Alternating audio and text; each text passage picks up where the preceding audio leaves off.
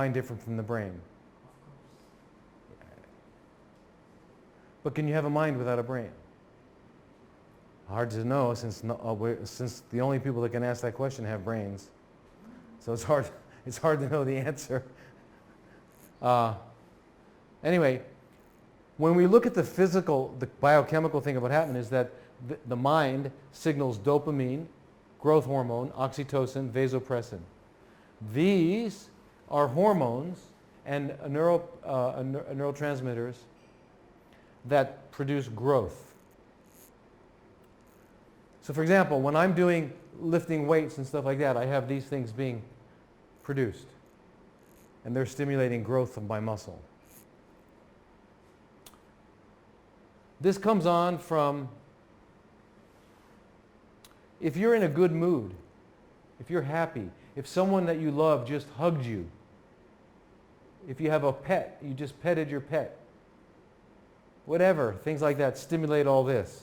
And it turns your body onto growing and feeling good, and then you produce serotonin, and serotonin is the feel-good hormone, which comes from, it starts here, dopamine.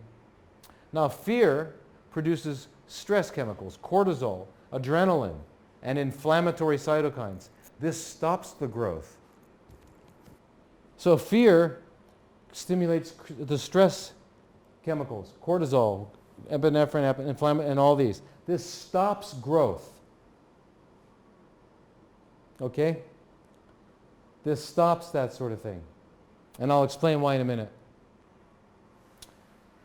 Okay, junk DNA. There's no junk DNA. Let me tell you here, nature, God, does not produce junk. Only humans produce junk. Anything that dies, anything that comes out of an animal as a waste product is recycled. It becomes fertilizer. If an animal has a bowel movement, it's nourishment for the plants. It's nourishment for the bacteria, for the funguses, for the insects. There's no waste in nature. This thing called nature is a perfect system. And therefore it doesn't need to be fixed, which is what we're going to do. Well, we want to dominate and control. But you have to understand, the absurdity is that's what we are. We are nature. We're aspects of nature. So that's like my thumb deciding it's going to take over my body. These, what we call junk DNA, just to make this short, junk DNA is the proteins that surround the DNA that regulate whether or not this part is going to get turned on or turned off. That comes from a signal in the environment.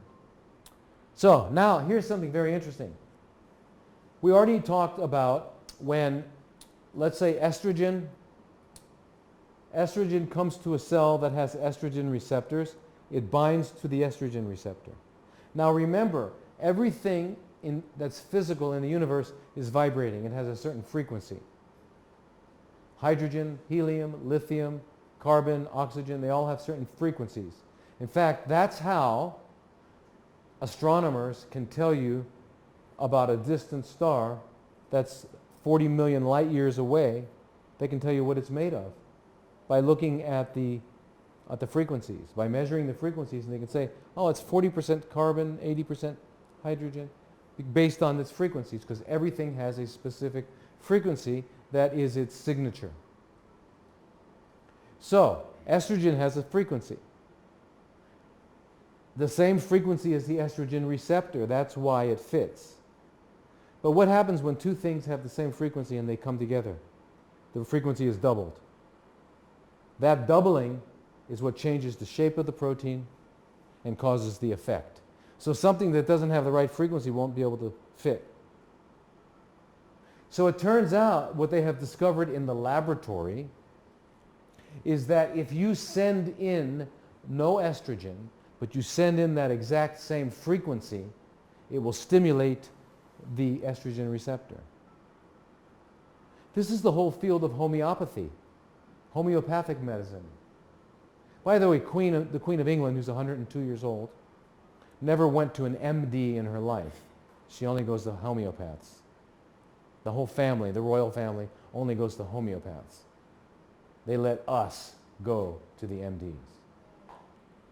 But anyway, so it turns out that you can activate a receptor by sending in the energy frequency. And it turns out that the activation is actually 10 times stronger than the actual estrogen. So the energy activates the receptor on the cell 10 times higher.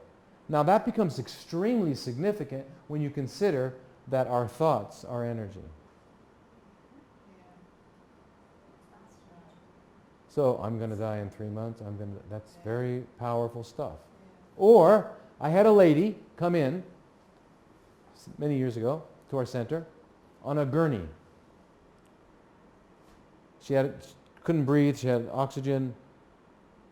She just came from the doctor. He told her she had maybe 3 weeks to live.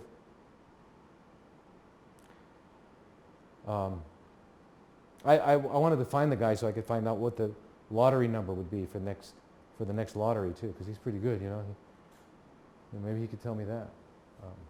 But anyway, she had seen a lot of my videos. So when I walked up to her, I had never met her before. I walked up to the thing. She grabbed my arm and she said, "Thank God. Now I know I'm going to make it."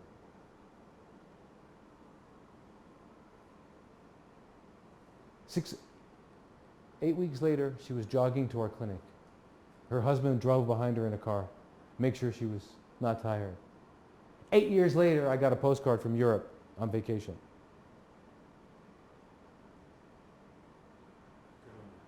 So what did it? It wasn't me. It was her faith. It was her faith that turned on all the right stuff.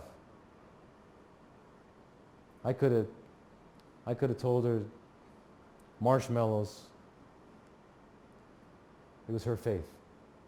It's like the story in the New Testament.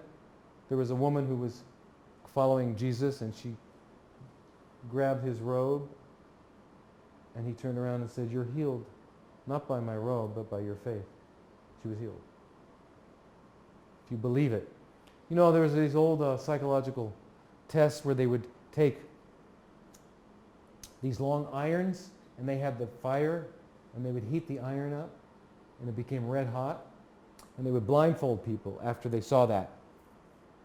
They saw them heating it up. They would take an ice cube and put an ice cube on it and their skin would shrivel up as if it got burnt.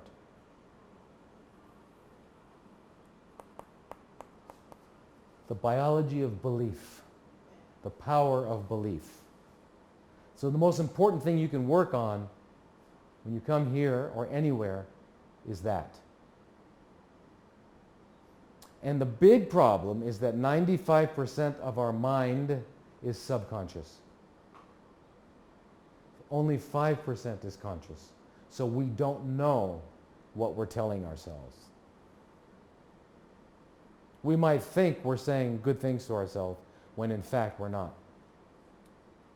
If we're walking around, I'm saying to everybody, "Hey, I'm really okay, I'm fine, I don't have any problems like this." But inside I'm saying, "You're sick, you have cancer."